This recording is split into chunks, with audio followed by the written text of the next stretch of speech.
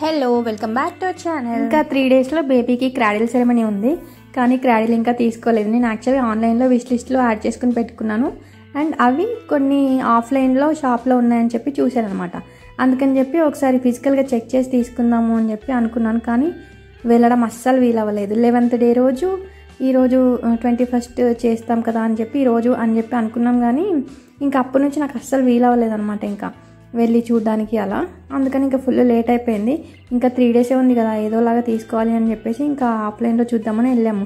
అంటే వెంటనే డెలివరీ అవుతుంది కదా అని. ఆన్లైన్లో చూస్తే కొంచెం లేట్గా ఉన్నాయన్నమాట మాకు నచ్చినవి. అందుకని చెప్పి ఇంకా ఆఫ్లైన్లో చూడడానికి వచ్చాము.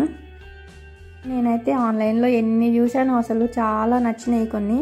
కాకపోతే ఒక్కొక్కటి 1 month అలా ఉంది అనమాట డెలివరీ. అండ్ ముందే తీసుకోవాల్సింది కొంచెం అని చెప్పి అనిపించింది. ఆ తర్వాత కాకపోతే ఇంకా టైం ఉండదు కదా ఈ టైంలో, అలా అయిపోయింది ఇంకా.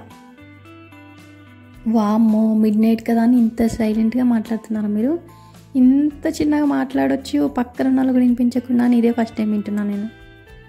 వామ్మ, నాకు అసలు వినిపించట్లేదు మీరు ఏం మాట్లాడుకుంటున్నారు. ఇద్దరు పట్టించుకొని కూడా పట్టించుకోవట్లేదు నన్ను.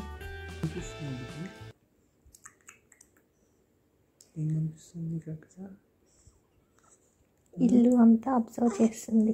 వీళ్ళు మంచిగా సర్దుకున్నారా లేదా అని చూస్తున్నావా? నీట్గా ఉందా లేదా? రేపు నేను ఏమేమి సర్దించాలని చూస్తున్నావా? సర్దిద్దాం అన్నీ. ఏమంటా? ఓకే అంటుంది. ఏమంటావు? ఏమంటే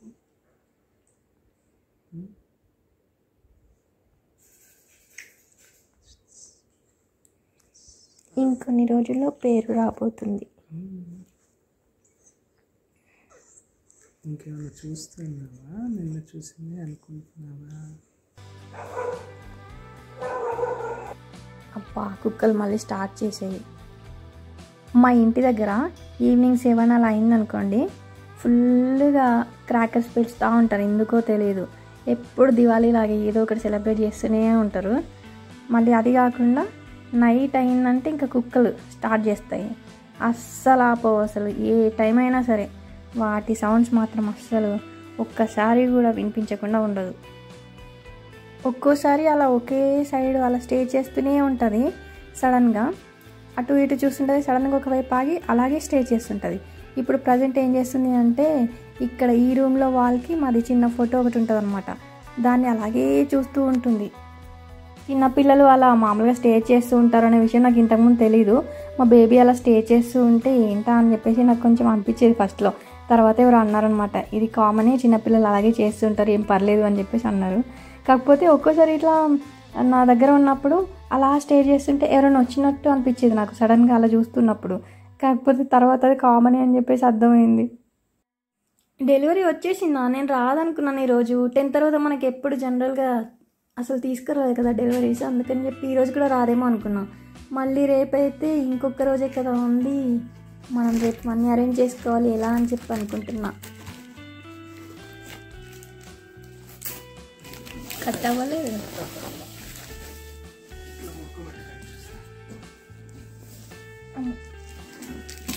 క్రాడిల్ కండిషన్ ఎలా ఉందో లోపల, బాగా వెయిట్ ఎక్కువే ఉంది కదా, మరి లైట్ వెయిట్ అలా లేదు, మెటీరియల్ వెయిట్ ఎక్కువే ఉంది. ఇప్పుడు ఫిక్స్ చేస్తా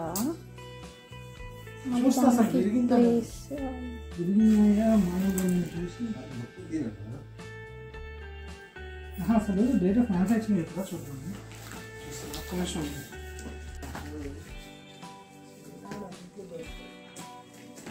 అయితే ఆర్ఫర్ రాబిట్ వాడితేనేమో చైనా వాళ్ళే.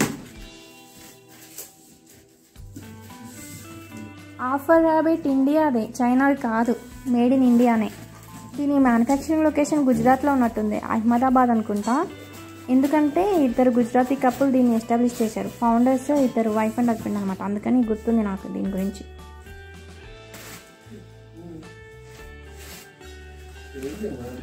ఇదంతా తీసేయచ్చు కదా, పైన అంతా జస్ట్ ప్లాస్టరే, అన్ని చోట్ల ప్లాస్టర్, అవన్నీ తీసేస్తే దేనికా సపరేట్ అయిపోతుంది.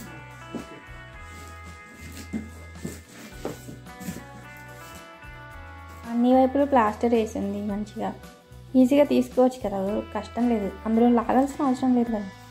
ఇటువైపు నుంచి కట్ చెయ్యి. ఇటువైపు నేను కట్ చేయను, ఆపోజిట్ సైడ్.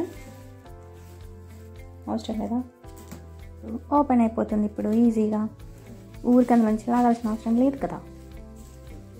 రేపు ఇప్పుడు ఇంకా 2-3 డేస్లో నువ్వు ఇందులో పడుకోవచ్చు, ఇంకా హాయిగా ఊగుతూ ఊగుతూ పడుకోవచ్చు.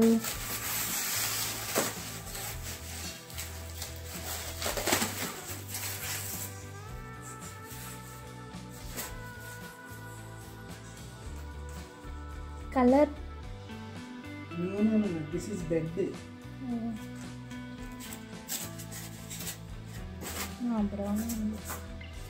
నేను దీనికి మళ్ళీ మ్యాట్రెస్ వేసుకోవాలేమో అనుకున్నా, దీనికి మ్యాట్రెస్ అటాచ్ అయ్యిందా.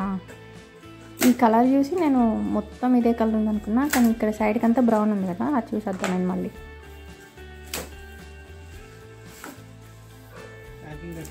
బెడ్ కానీ ఇది స్ట్రాంగ్ ఉంటుంది. స్ట్రాంగ్ ఉండదు, కింద చెక్క తగులుతుంది.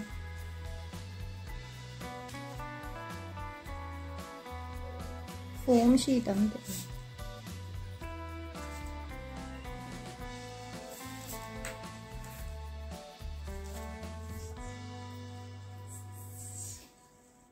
సైడ్స్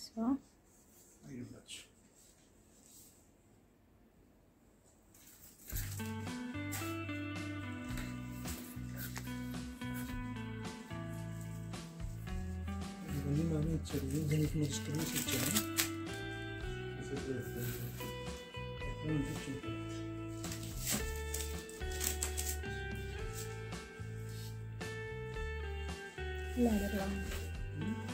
లాడర్లా ఉంది.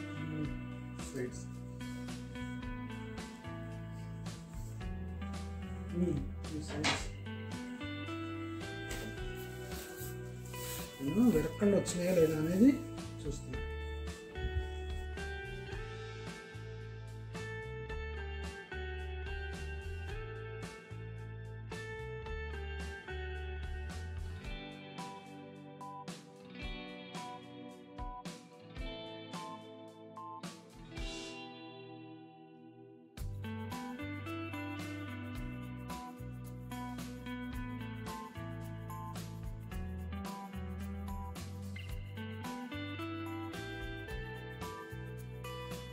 డ్యామేజ్ చిన్న మొక్కలు ఫెవిక్విక్ తప్పిస్తే సరిపోయి.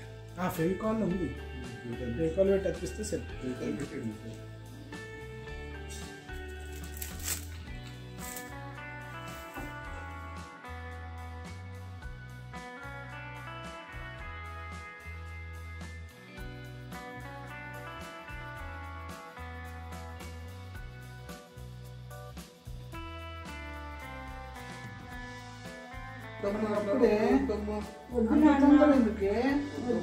ఎరగడానికి ఎందుకు రా తొందర.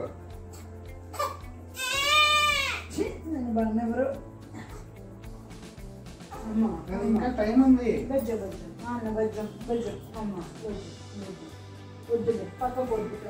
దాని కింద పరుగు. నాకు ఈ మూమెంట్ చూసి ఎంత క్యూట్గా అనిపించిందంటే, తనకు తనే ఇలా అడ్జస్ట్ చేసుకుంటూ ఉందన్నమాట. ఎంత కంఫర్ట్గా ఉండాలో అంత కంఫర్ట్గా చూసుకుని అలా అడ్జస్ట్ అవుతూ పడుకుంటూ ఉంటుంది. ఇలా ఎత్తుకున్న ప్రతిసారి ఇలాగే చేస్తుంటుంది, భలే క్యూట్గా అనిపిస్తుంటుంది. అందుకని ఈ మూమెంట్ని నాకు క్యాప్చర్ చేసుకోవాలి అని అనిపించింది. అందుకని చెప్పి పడుకుంటున్నప్పుడు ఇప్పుడు గుర్తొచ్చిందనమాట. అందుకని క్యాప్చర్ చేసుకున్నా, భలే క్యూట్గా అనిపిస్తుంది నాకు ఇలా చేస్తుంటే. ఇది కొంచెం వెనక్కి ఎత్తుకున్నా కానీ, లేదంటే కొంచెం ముందుకు ఇలా కిందకి ఎత్తుకున్నా కానీ అసలు ఊరుకోదనమాట. ఎక్కడ కంఫర్ట్గా ఉంటుందో అక్కడికే వచ్చి ఆగుతుంటుంది.